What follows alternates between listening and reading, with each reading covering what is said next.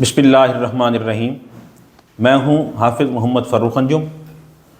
آج ہمارے ساتھ موجود ہیں زرعی تجزیہ کار منیر شہین صاحب،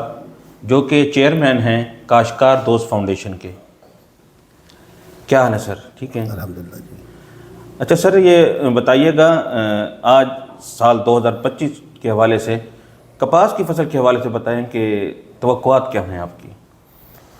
دیکھیں جی، کپاس کے حوالے سے جو ہماری توقعات ہیں وہ یہ ہے کہ اگر ہمارے فارمر نے اگیتی فصل کو فوکس کیا اور زیادہ سے زیادہ رقبے پہ اگر کپاس کاشت ہو گئی تو ہماری جو اگیتی فصل ہے وہ امید یہ کی جا رہی ہے کہ وہ فصل بہتر ہوگی اور اس کی پیداوار بھی بہتر آئے گی، کیونکہ موسمی تبدیلی کی وجہ سے پچھلے سالوں میں جو ہماری پچھیتی فصل تھی وہ ہماری خراب ہو جاتی تھی، اس پہ پیسٹ کا اٹیک بہت زیادہ آتا تھا، ٹمپریچر بڑھ جاتا تھا اور پیداوار ہماری کم آتی تھی، کیونکہ ہماری جو کپاس تھی اس پہ جو پیسٹ کا پریشر تھا وہ ہم سے سنبھل نہیں پاتا تھا۔ تو اس دفعہ جو گورنمنٹ نے اسٹریٹجی بنائی ہے محکمہ زراعت نے، وہ یہی ہے کہ کپاس کی پیداوار اگیتی کاشت کی جائے تو بہتر آئے گی۔ اس پہ انہوں نے کمپین بھی چلائی ہے، ہم نے بھی اپنے فارمر کو کہا ہے کہ کپاس کو اگیتی کاشت کریں، اور بہت سارے فارمر ہمارے جو ہیں وہ اگیتی کاشت کر رہے ہیں، بلکہ بہت سارے لوگوں نے تو جو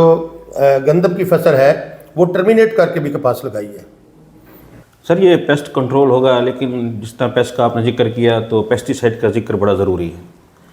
سر یہ بتائیے گا، جب کپاس کی پیداوار بہت زیادہ تھی اس وقت پیسٹی سائڈ کی امپورٹ بہت کم تھی، جبکہ اب دیکھا جائے تو پیسٹی سائڈ کی امپورٹ کا والیوم بہت بڑھ چکا ہے اور کپاس کی پیداوار کم ہو گئی ہے۔ کیا اس کی وجہ پیسٹی سائڈ تو نہیں ہے؟ دیکھیں جی، بادی النظر میں تو ایسا ہی لگتا ہے کہ ایک وقت تھا جب ہماری جو کپاس کی پیداوار تھی وہ 1.5 کروڑ گانٹھ تک پہنچ چکی تھی، تو پیسٹی سائڈ امپورٹ کا والیوم بڑھا ہے، لوکل فارمولیشن بھی موجود ہے، تو یہ سوچا جانا بھی نامناسب نہیں ہے، اور یہ سوال بھی بنتا ہے کہ اتنی پیسٹی سائڈ زیادہ استعمال ہوتی ہے لیکن ہماری جو پچھیتی فصل ہے یا جو کیڑا ہے ہمارا وہ کنٹرول کیوں نہیں ہوتا، اور پچھیتی فصل پہ جو ہم اگیتی فصل کی طرف آ رہے ہیں اسی وجہ سے آ رہے ہیں نا کہ ہمارا کیڑا کنٹرول نہیں ہوتا۔ تو اس میں دیکھیں، اگر ہم یہ کہیں کہ جناب اس کی وجہ کوئی پیسٹی سائڈ ہے تو یہ بھی درست نہیں ہے۔ ہاں،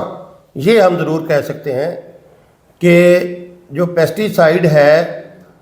وہ اتنی اثر انداز نہیں ہو پا رہی کیڑوں کے اوپر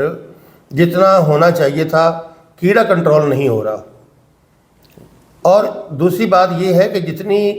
پیسٹی سائڈ ہماری امپورٹ ہو رہی ہے وہ ساری کی ساری کو کپاس کی پیسٹی سائڈ تو نہیں ہے،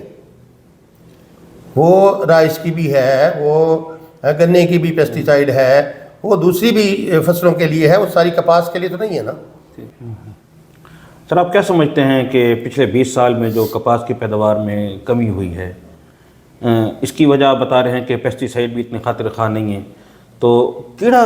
کنٹرول کیوں نہیں ہوا سر؟ کیا دوائیاں بے اثر ہو گئی ہیں؟ دیکھیں، یہ سوال اب مارکیٹ میں اٹھ رہا ہے کہ پیسٹی سائڈ بے اثر ہو گئی ہیں، اور نظر بھی یہی آتا ہے کہ پیسٹی سائڈ کپاس کی فصل پہ اگر پیسٹی سائڈ کا استعمال دیکھا جائے تو وہ بہت زیادہ ہے، اور یہ بھی کبھی نہیں ہوا کہ ہم نے سفید مکھی کو کنٹرول کر لیا ہو یا ہم نے پنک بول ورم کو کنٹرول کر لیا ہو یا کسی اور کیڑے کو ہم نے پیسٹی سائڈ کے ذریعے کنٹرول کر لیا ہو، یہ بھی نہیں ہوتا۔ لیکن اب بڑا ایک ٹیکنیکل سا یہاں سوال یہ پیدا ہوتا ہے کہ کیا دوائیاں جو بے اثر ہوئی ہیں یا جو پیسٹی سائڈ کیڑے کے اوپر اپنا اثر نہیں کر رہی، اس کی وجہ پیسٹی سائڈ ہے یا کوئی اور ہے؟ تو اگر اس سوال کی ڈیفینیشن میں ہم جائیں یا اس سوال کی ریسرچ میں ہم جائیں تو پیسٹی سائڈ جب پرچیز ہوتی ہے، پھر پیک ہوتی ہے اور پھر استعمال ہوتی ہے، جی جی تو استعمال ہونے میں جو ایک پروسیس ہے سپرے کا، وہ بڑا اہم ہے، اور یہ چیزیں ڈسکس ہونی چاہیے تاکہ فارمر کے ذہن سے اور جو سوال کرنے والے دوست ہیں یا سوچنے والے دوست ہیں ان کے ذہن سے یہ جو سوال ہے یہ کلیئرٹی کی طرف چلا جائے کہ پیسٹی سائڈ بے اثر ہوئی ہیں یا نہیں ہوئیں، اگر پیسٹی سائڈ اثر کر رہی ہے تو کیسے کر رہی ہے، اگر نہیں کر رہی تو اس کی وجوہات کیا ہے۔ تو اس کے درمیان پیسٹی سائڈ کے اور کیڑے کے درمیان جو عمل ہے نا وہ ہے پیسٹی سائڈ سپرے کا۔ ٹھیک ٹھیک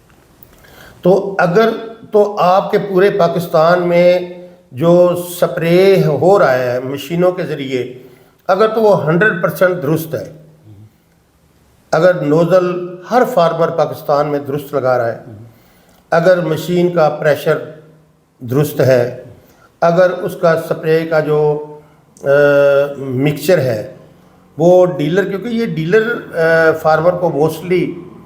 جو پیسٹی سائڈ ریکمینڈ کرتا ہے یہ ڈیلر کرتا ہے، کیونکہ فارمر جو ہے ڈیلر کے پاس آتا ہے،